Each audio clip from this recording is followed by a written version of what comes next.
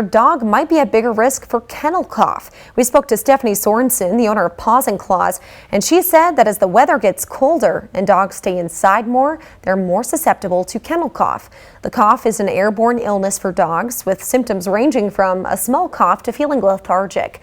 Sorensen says there are a number of ways to help prevent kennel cough, like getting your dog vaccinated, but one easy thing you can do is keep your dog active. The more they're out with other dogs and in places, and so the more if you do training classes or all sorts of other activities with your dogs, the better their immunity. If you think your dog has kennel cough, Sorensen says don't bring them to the vet right away. Instead, call. That way you can prevent kennel cough from spreading.